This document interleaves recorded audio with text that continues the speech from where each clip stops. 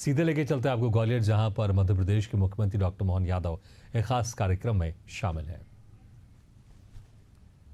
हमारे जो प्रिय सांसद जी पिछले 1.5 साल के पीरियड में लगातार उन्होंने व्यापारियों के साथ कार्य किया है।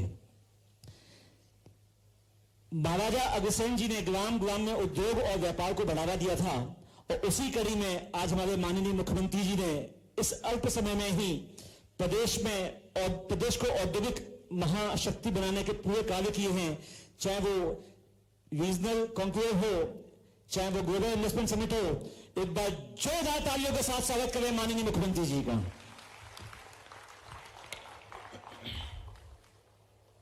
अग्रवाल समाज के आज के इस आयोजन में मंच पर विराजमान मध्य प्रदेश विधानसभा के माननीय अध्यक्ष और भारत सरकार के मंत्री, प्रदेश के मंत्री, भाजपा के अध्यक्ष, कई सारे दायित्वों का निर्वहन कर चुके हम सबके आदरणीय माननीय नरेंद्र सिंह जी तोमर साहब, आपका मैं स्वागत करता हूं। इस तरह से भी जब आप एक नाटक के माध्यम से आमंत्रण दे रहे हैं तो मैं आपके उस विनम्रता के भाव के साथ एक बड़े समाज से जुड़ने का भी अवसर पाता हूं। मैं आप सबको प्रणाम भी करता हूं और आपको भी अभिनंदन करता हूं। मंच पर विराजमान माननीय मंत्री प्रद्युम्न सिंह तोमर जी, राकेश अग्रवाल जी, भारत सिंह कुशवाहा जी, माननीय सांसद माननीय जयप्रकाश राजौरिया जी, माननीय राष्ट्रीय अध्यक्ष प्रदीप मित्तल जी, माननीय रमेश गर्ग जी,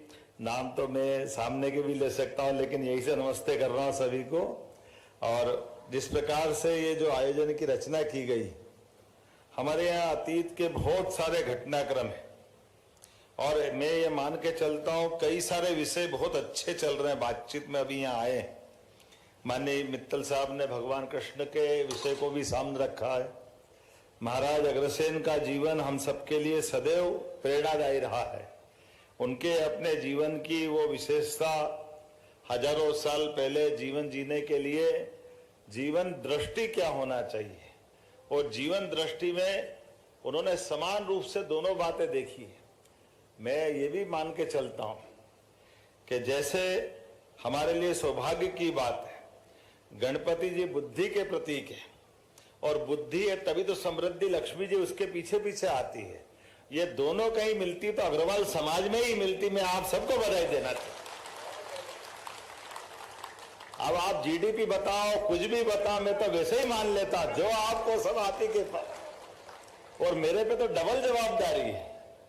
हमारी पार्टी में कोई बने नहीं बने, कोई समाज जुड़े नहीं जुड़े, कोषाध्यक्ष अग्रवाल जरूर रखते, हमको ये पक्की बात।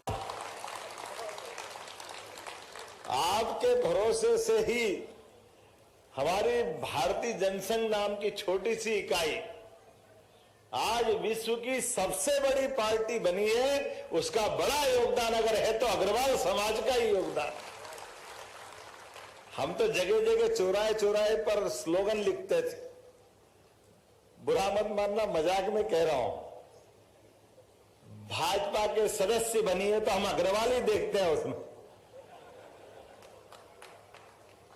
हमारे बीच में ये जो आपके अपने बनने का भाव, अपने संघर्षों के बीच जगह बनाने का भाव, जो बनना जानता वही तो बनिया हो सकता, और कौन हो सकता, इससे बढ़िया क्या बात हो। जो बना बनाए बिगाड़ दे उसको बनिया कैसे कह सकते हैं। ये जो हमारे बीच का एक बड़ा संस्कार जो आपने एक और जोड़ा, मैं विनय जी से सहमत हूं।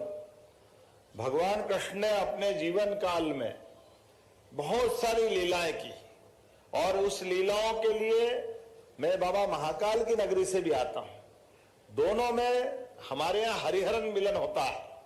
हरि भगवान विष्णु को भी बोलते हैं, कृष्ण भगवान भी अवतारी रूप में है, और हर अपने महादेव हैं। लेकिन महाकाल की नगरी, काल की नगरी, और वो समय की सीमा जन्म से लेकर मृत्यु तक न कोई बढ़ा सकता है न घटा सकता है। जो समय मिला है हमारे जीवन का, उसका क्षण क्षण अपने जीवन में सार्थक करना, उसका उपयोग अपनी इस वर्तमान की लीलाओं के बीच बेहतर से बेहतर करना, और जब यात्रा प्रारंभ करो तो ऊंचाई कितनी दूर की हो, मार्ग कहीं से भी शुरू करना पड़े, लेकिन ऊंचाई पर जाकर के ही रुकना ये कोई करता तो अग्रवाल समाज करता है। मुझे इस बात का आनंद, कभी कोई दिखता ही नहीं है सामने, कोई टिकता ही नहीं है। सच्चे अर्थों में आपकी ये जो अग्रसेन महाराज की लीला है, मैं आपके माध्यम से पूरा भारत गौरवान्वित होता है। और एक बार नहीं, कई उदाहरण इसके सामने भरे पड़े। महाराणा प्रताप की विजय यात्रा के अभियान में भामाशाह की भूमिका कौन भूल सकता है। ये गौरव अगर किसी को है तो आपको है, जब एक अलग दौर में महाराणा प्रताप ने अपनी विजय यात्रा प्रारंभ करने के लिए, स्वाभिमान के लिए सारी व्यवस्था, और वो भी उस दौर में जब भूल से भी कोई अर्थ की व्यवस्था मदद कर दे तो हमारे व्यापार व्यवसाय वाले लोग तो ये जानते ही हैं।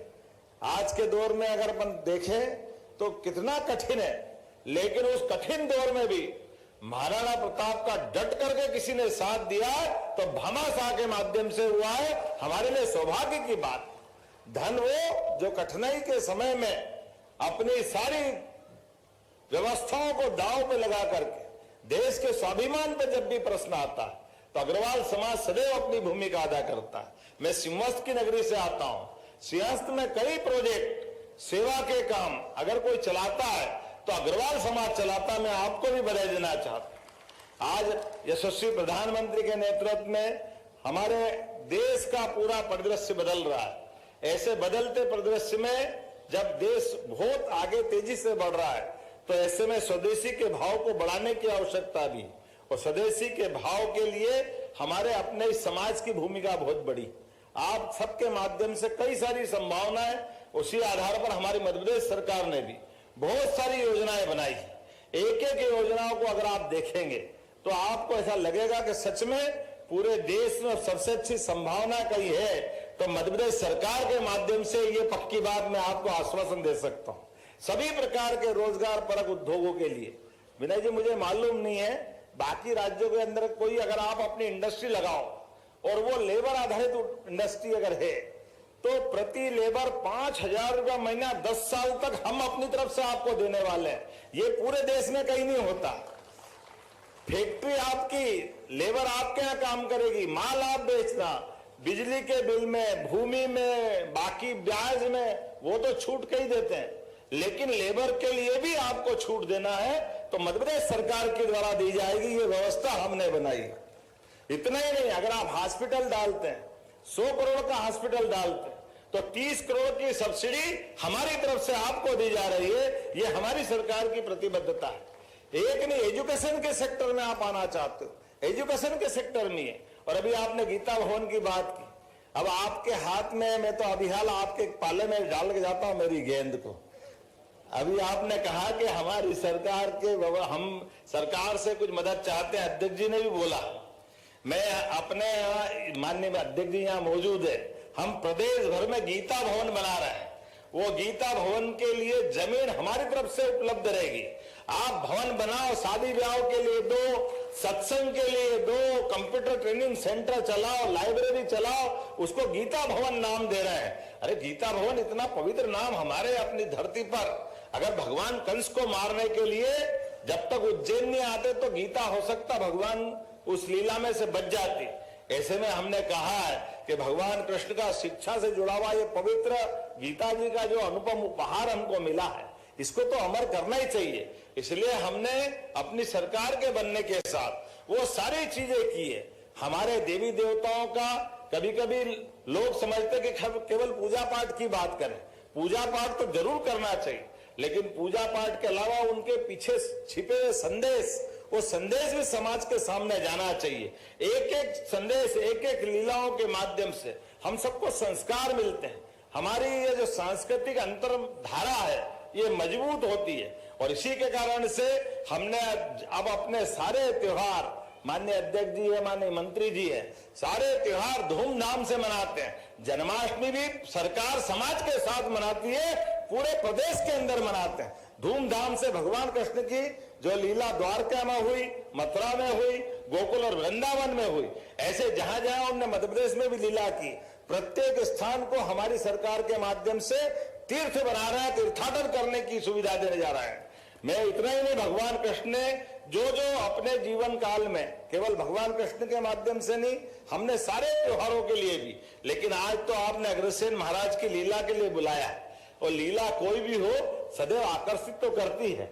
वही नाटक की अगर बात करें तो अपने जीवन में हम सब अपने आप में झांक के देख लें। कोई ये कहे कि मैं नाटक करना नहीं जानता हूं तो वो गलत कहता है। अपने घर के अंदर बच्चे के सामने उसको कैसे बोल के चलाना अपने माँ बाप से अच्छा कौन जानता है। अपने बच्चे के साथ, अपने मित्रों के साथ बात करना। और जीवन में भगवान कृष्ण ने 64 कला में यही तो सीखा है। 64 कला, 14 विद्या, चारों वेद निष्णात होकर के अपने सत्कर्मों के लिए लगातार बढ़ने में अगर कोई समाज समर्थ है तो महाराजा अग्रसेन का यह समाज निश्चित रूप से समर्थ है। मैं शुभकामना देता हूं और बधाई भी देता हूं, लेकिन विनम्रता के साथ थोड़ी अनुमति चाहता हूं। आज मैं अत्यधिक विलंब से आया हूं और आने के पहले जाने की अनुमति भी चाहता हूं, लेकिन ये मुलाकात आधी रहेगी। अगले एपिसोड में फिर मिल सकते, चिंता मत करना। आप आमंत्रण देना, मैं जरूर आऊंगा। आज पहली और आखिरी बार नहीं आ रहा हूं। आप जहां जहां बुलाओगे सदैव मैं आपके साथ रहूंगा। मेरी अपनी ओर से पुनः आप सबका वंदन, अभिनंदन। बोले महाराजा अग्रसेन की। बहुत बहुत धन्यवाद। बहुत बहुत धन्यवाद माननीय मुख्यमंत्री जी।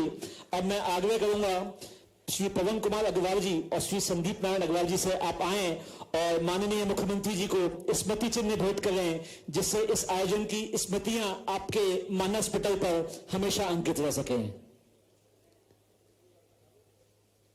इसी क्रम में मैं आग्रह करूंगा मनोज अग्रवाल और रवि कुमार गर्ग जी से आप भी आए और मनोज कुमार अग्रवाल और रवि कुमार गर्ग जी